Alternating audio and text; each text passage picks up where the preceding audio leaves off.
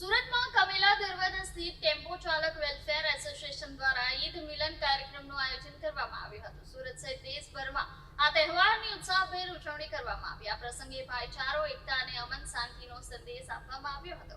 સુરત શહેરમાં ઈદના પવિત્ર તહેવારની ઉજવણી ખૂબ જ ઉમંગ અને ઉત્સાહ સાથે કરવામાં આવી હતી. શહેરના વિવિધ વિસ્તારોમાં સામાજિક તેમજ ધાર્મિક સંસ્થાઓ સાથે અનેક કાર્યક્રમોનું આયોજન કરવામાં આવ્યું હતું, જેમાં લોકો મોટી સંખ્યામાં જોડાયા હતા. ખાસ કરીને કમેલા દરવાજા વિસ્તારમાં આવેલ ટેમ્પો ચાલક વેલફેર એસોસિએશન દ્વારા ઈદ મિલાદ કાર્યક્રમનું વિશેષ આયોજન કરવામાં આવ્યું હતું, જે કાર્યક્રમમાં વિવિધ વર્ગોના લોકો હાજર રહ્યા હતા. આ કાર્યક્રમમાં હાજર રહેલા લોકોએ એકબીજાને ઈદની શુભેચ્છાઓ પાઠવી અને ભાઈચારાની ભાવનાને વધુ મજબૂત બનાવી.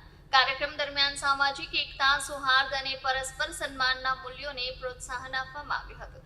ઈદનો આ તહેવાર માત્ર આનંદનો પ્રસંગ નહીં, પરંતુ સમાજમાં પ્રેમ, સહકાર અને શાંતિનો સંદેશ ફેલાવવાનો એક મહત્વપૂર્ણ અવસર પણ બની રહ્યું છે. ઈદની નમાઝ બાદ લોકોએ ગરીબો અને જરૂરિયાતમંદ લોકોને મદદ કરી માનવતાનું ઉત્તમ ઉદાહરણ પૂરું પાડ્યું. અનેક લોકોએ ખાદ્ય સામગ્રી, કપડાં અને નાણાંની મદદ કરી સહાયની ભાવનાને આગળ વધાવી.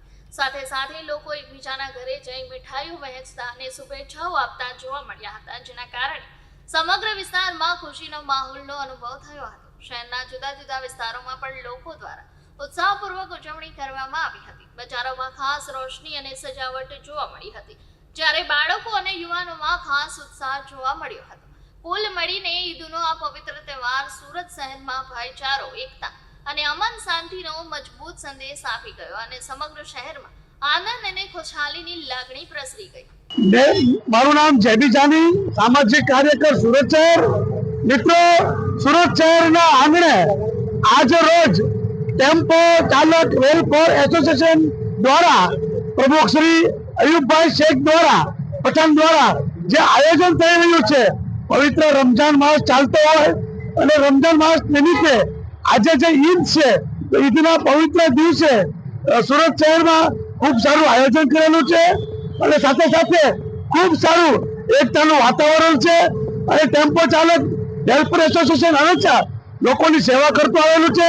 કોરોના કાર્યકાળ હોય કે કોઈ પણ વસ્તુ હોય, આ જે સંસ્થા છે હંમેશા લોકોની મદદે આવે છે અને આ સંસ્થાને આજના શુભ દિવસે હું ખૂબ ખૂબ શુભકામના પાઠવું છું.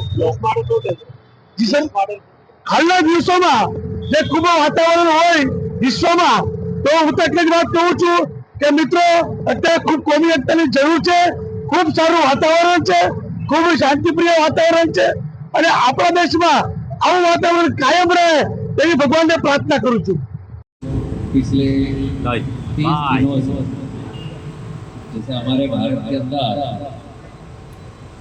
अलग अलग धर्म और समुदाय के अलग अलग त्यौहार हैं, उसमें का एक त्यौहार जो मुस्लिम समुदाय का है, रमजान मास. इस रमजान मास में 30 दिन सभी मुस्लिम बिरादर रोजा रखते हैं. दुनिया के लिए अमन और शांति